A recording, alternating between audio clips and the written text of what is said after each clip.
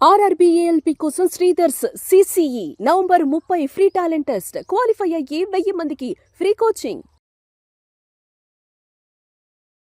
నమస్తే, welcome to Suman TV. నేను మీ anchor సిరి. ప్రస్తుతం మనతో పాటు ఉన్నారు వేదిక ఆస్ట్రాలజర్ ఉమా గారు. ద్వాదశ రాశుల వారికి డిసెంబర్ మాసంలో ఏ విధంగా ఉండబోతుంది, ఏ సందర్భాల్లో జాగ్రత్తలు తీసుకోవాలి, వీటి గురించి క్లియర్గా విశ్లేషణ ఇవ్వడానికి ఉమా గారు ఉన్నారు. అడిగి తెలుసుకునే ప్రయత్నం చేద్దాం. నమస్కారం ఉమా గారు. నమస్తే అమ్మా. ఈ డిసెంబర్ మాసంలో ముందుగా ద్వాదశ రాశుల వారి యొక్క గ్రహ సంచారం ఏ విధంగా ఉంది ఉమా గారు? తప్పకుండా అండి. డిసెంబర్ మాసము అనేటువంటిది 2025లో ఆఖరి మాసం అండి. ఈ మాసంలో అనేక గ్రహ సంచారాలు మారుతూ ఉన్నాయి. ఉదాహరణకి ఇప్పటి వరకు కొన్ని రాశులకి రాజయోగాన్ని ఇచ్చినటువంటి గురుగ్రహ సంచారము మళ్ళా ఇప్పుడు వెనక్కి అంటే మిథున రాశిలోకి యథాస్థానంలోకి ఆయన వెళ్ళబోతున్నారు. డిసెంబర్ 5వ తారీఖు దగ్గర నుంచి గురుగ్రహ సంచారం మిథున రాశిలోకి రాబోతోంది. కాకపోతే గురుడు వక్రగతిలో ఉన్నారండి. వక్రగతిలో ఉన్నప్పుడు గురుడు రెట్టింపు ఫలితాలు ఇస్తారనమాట. అది ఏ రాశికైనా మంచి చేస్తే రెట్టింపు ఫలితాలు ఉంటాయి, కొంచెం ఇబ్బందులు అనేటువంటివి కూడా రెట్టింపు అనేటువంటివి ఎక్కువగా కనబడుతూ ఉంటాయి. ఇదే కాకుండా డిసెంబర్ 17వ తారీఖున రవిగ్రహ సంచారం ధనస్సు రాశిలోకి వెళ్ళబోతోంది. ఈవెన్ 20వ తారీఖున డిసెంబర్ 20 అదే మధ్యలో కరెక్ట్గా డిసెంబర్ మధ్యలో ధనస్సు రాశిలోకి శుక్రగ్రహ సంచారం కూడా మళ్ళీ అదే ధనస్సు రాశిలోకి డిసెంబర్ 7వ తారీఖున కుజగ్రహ సంచారము. అంటే చూడండి, ధనస్సులో రవి, కుజ, శుక్ర 3 గ్రహ సంచారాలు ధనస్సు రాశిలో కనబడుతూ ఉన్నాయి. బుధగ్రహ సంచారం మాత్రం డిసెంబర్ 6వ తారీఖున ధనస్సు నుంచి వృశ్చికంలోకి రాబోతోందండి. సో ఇక్కడ ఈయన మాత్రం వెనక్కి రాబోతున్నారు అని చెప్పచ్చు. మిగతా గ్రహాలన్నీ కూడా యథాస్థానంలో అంటే శని మీనరాశిలోనే వక్ర త్యాగాన్ని చేసే, వక్ర త్యాగము అంటే ఏంటి అంటే వక్రగతిని వదిలేసి ఫార్వర్డ్ మోషన్లోకి ఆయన వెళ్ళబోతున్నారు అని అర్థం అనమాట. సో ఆయన మీనరాశిలో సంచారం చేస్తూ ఉన్నారు. కుంభరాశిలో రాహుగ్రహ సంచారం జరుగుతోంది. సింహరాశిలో కేతుగ్రహ సంచారం యథావిధిగా అన్ని జరుగుతూ ఉన్నాయమ్మా. కన్యా రాశి వారికి డిసెంబర్ మాసంలో వ్యాపార పరంగా, విదేశీ పరంగా, సంతాన పరంగా, కెరియర్ పరంగా ఎలా ఉంది, ఏ సందర్భాల్లో జాగ్రత్తలు తీసుకోవాలి, ఎన్ని గ్రహాలు వారికి ఈ మాసంలో అనుకూలిస్తున్నాయి? తప్పకుండా అండి. కన్యారాశి వాళ్ళకి ఏంటి అంటే డిసెంబర్ మాసంలోకి వచ్చేసరికి 2 ప్లానెట్స్ మాత్రమే అనుకూలిస్తున్నాయండి.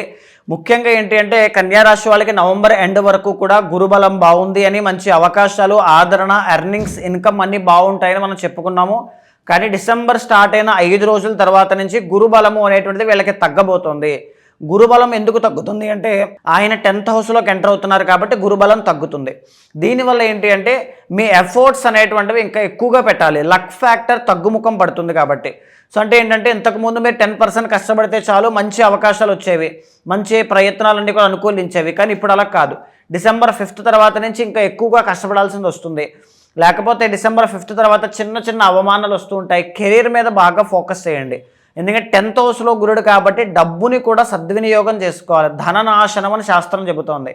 అంటే వచ్చిన డబ్బంతా కూడా ఖర్చు అయిపోవడం కానీ, లాస్ అవ్వడం కానీ, మోసపోవడం కానీ జరిగే అవకాశాలు ఎక్కువ ఉంటాయండి.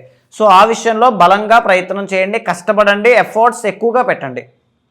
అయితే 6వ స్థానంలో మీకు కేతువు అనుకూలిస్తున్నారండి.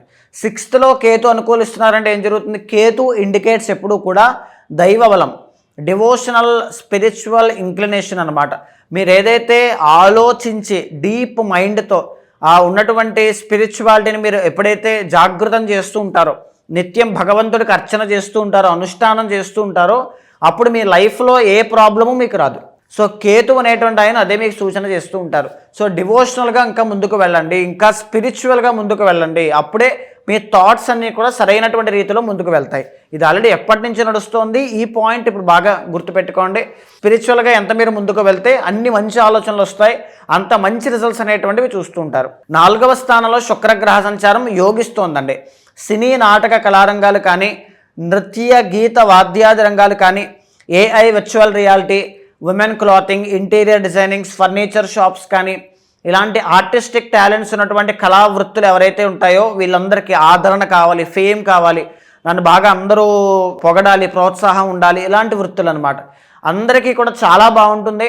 అండ్ marital లైఫ్లో కూడా ఉన్నటువంటి మిస్అండర్స్టాండింగ్స్ కానీ, మనస్పర్ధలు కానీ తొలగిపోయే అవకాశం చాలా బాగుంది. శుక్రుడు ఎప్పుడైతే అనుకూలిస్తారో అంటే మంచి ఎనర్జీతో ముందుకు వెళ్తారు. కొత్త కొత్త బట్టలు కొనుక్కోవడం, కొత్త కొత్త వస్తువులు కొనుక్కోవడం, కొత్త కొత్త విషయాల మీద కాన్సన్ట్రేట్ చేయడం, వీళ్ళు కొత్తగా సెల్ఫ్ లవ్ అనేటువంటిది పెరుగుతుంది. marital లైఫ్లో ఉండే ప్రాబ్లమ్స్ క్లియర్ అవుతూ ఉంటాయి. టూర్స్ అండ్ ట్రిప్స్ కానీ ఇలాంటివన్నీ కూడా వీళ్ళకి డిసెంబర్ ఎండ్లో ఎక్కువగా కనబడతాయండి. ఎప్పుడు కనబడతాయి ఇవన్నీ? డిసెంబర్ 20 నుంచి 30 మధ్యలో కనబడతాయి. అవకాశాలు చాలా బాగుంటాయి. ఆదరణ చాలా బాగుంటుంది, వీళ్ళకి మంచి గుర్తింపు అనేటువంటిది వస్తుంది. ఇవన్నీ కూడా డిసెంబర్ ఎండ్లోనే ఎక్కువగా చూస్తారు. అయితే మిగతా గ్రహాలు మనం చూస్తే కనుక 6వ స్థానంలో రాహుగ్రహ సంచారం కనబడుతోంది. దీనివల్ల ఏం జరుగుతుంది, 6th ఎప్పుడైతే రాహు ఉంటారో శత్రు బాధల నుంచి బయటపడడం. 6th ఉండేటువంటి రాహు మిమ్మల్ని మీరు ఎలివేట్ చేసుకునే విధంగా కాన్ఫిడెన్స్ లెవెల్స్ అనేటువంటి బాగా నిలబెడుతూ ఉంటారు. 6th ఉండేటువంటి రాహువు ఏ నెగిటివ్ ఎనర్జీ దగ్గరికి రాకుండా మిమ్మల్ని మీరు ఒక గమ్యం వైపు అడుగులు వేసే విధంగా మిమ్మల్ని తీసుకుని వెళ్తూ ఉంటారు. ఇది చాలా మంచి యోగం అండి, ప్రాబ్లం అయితే ఏమీ కాదు. అయితే 3వ స్థానంలో బుధుడు అనేటువంటి ఆయన అనుకూలించట్లేదు. దీనివల్ల ఏం జరుగుతుంది, 3rd హౌస్లో బుధుడు అనుకూలించట్లేదంటే ఎక్స్పోర్ట్స్ అండ్ ఇంపోర్ట్స్ కానీ, జర్నలిజం కానీ, కమ్యూనికేషన్ డిపార్ట్మెంట్ కానీ, డేటా సెంటర్స్ కానీ, లేకపోతే జ్యుడిషియల్ డిపార్ట్మెంట్ కానీ, ఈ మాట ద్వారా బ్రతికేటువంటి వృత్తులు ఎవరైతే ఉంటారో వాళ్ళందరూ కూడా ఇంకా ఎఫర్ట్స్ అనేవి ఎక్కువగా పెట్టాలి.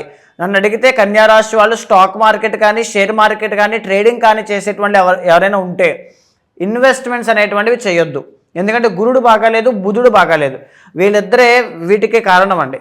పైగా రాహు అనేటువంటి ఆయన యోగించినప్పటికీ కూడా ఈ రెండూ బాగాలేదు కాబట్టి ఇన్వెస్ట్మెంట్స్ అనేటువంటివి చేయొద్దు. లాంగ్ టర్మ్ ఇన్వెస్ట్మెంట్స్ పర్వాలా, షార్ట్ టర్మ్ అయితే అసలు వద్దు. అయితే 4వ స్థానంలో రవి కుజుల సంచారం జరుగుతోందండి. దీనివల్ల ఏంటంటే పనుల్లో కొంచెం ఆటంకాలు ఎక్కువ వస్తుంటాయి. నవంబర్ మాసంతో మీరు కంపేర్ చేస్తే డిసెంబర్ని మీరు ఖచ్చితంగా కొలుచుకోండి. పనుల్లో కొంచెం లేట్ అవుతుంది, ఆదాయం కొంచెం తగ్గినట్టుగా, ఏదో తెలియని ఒక భయం కానీ, సో మనం అనుకున్నది రీచ్ అవుతామా లేదా అనేటువంటి కాన్ఫిడెన్స్ లెవెల్స్ తగ్గిపోవడం కానీ, ఇంతకు ముందు ఉన్నంత ఎనర్జీ అయితే ఇప్పుడు కనబడదండి నవంబర్కి డిసెంబర్కి. సో కన్యారాశి వాళ్ళు ఫోకస్ అనేది ఎక్కువగా చేయాలి, ఎఫర్ట్స్ ఎక్కువగా పెట్టాలి. ఇంకా రియల్ ఎస్టేట్ కానీ, కన్స్ట్రక్షన్ ఫీల్డ్ కానీ, కాంపిటేటివ్ ఎగ్జామ్స్ కానీ, లేకపోతే స్పోర్ట్స్ ఫీల్డ్ కానీ, రాజకీయ నాయకులకి కూడా అంతే, సామాన్యంగానే ఉంటుంది, ఇంతకు ముందున్నంతగా ఇప్పుడు ఉండదు. పరిచయాలన్నీ కూడా అంతలా మీకు కలిసి రాకపోవడం ఇలాంటివన్నీ కూడా కనబడుతూ ఉంటాయి. అయితే ఏంటంటే 7th హౌస్లో శనిగ్రహ సంచారము వ్యాపారస్తులకి కూడా అంతే. ఎందుకు, ఇక్కడ మీకు బుధుడు బాగాలేదు, 7th హౌస్ కూడా బాగాలేదు.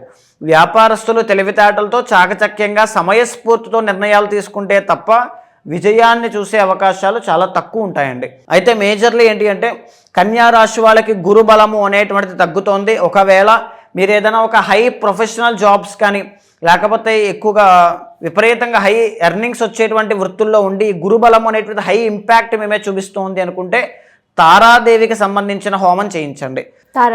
తారాదేవి లేదు అనుకుంటే శ్రీ రుద్ర హోమం అనేటువంటిది చేయించండి. గురుబలము అనేటువంటిది చాలా అవసరం అండి, అప్పుడే మీకు లక్ అనేటువంటిది కలిసి వస్తుంది. ఈ రెండూ చేయడం వల్ల ఖచ్చితంగా గురుబలం పెరుగుతుంది.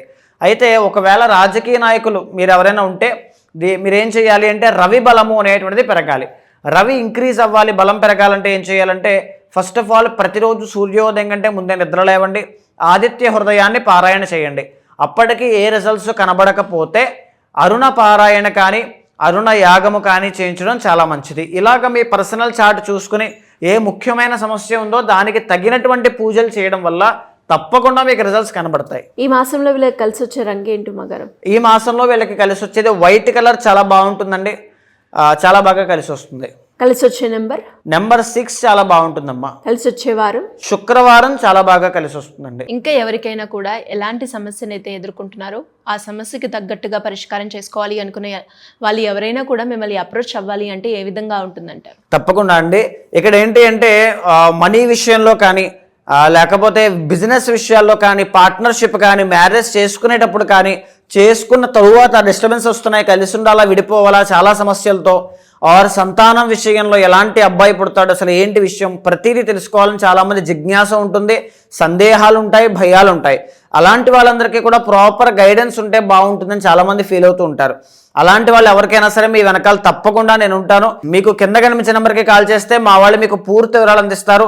మీ జాతకాన్ని చూసిన తర్వాత గోచారంతో సమన్వయం చేస్తూ ఏదైనా దోషాలుంటే శాంతి పరిహారములు ఆచరింపచేసి భగవత్ అనుగ్రహం కలిగేలా చేస్తాను. థ్యాంక్ యూ అమ్మగారు, థ్యాంక్ యూ సో మచ్. నమస్తే అమ్మా.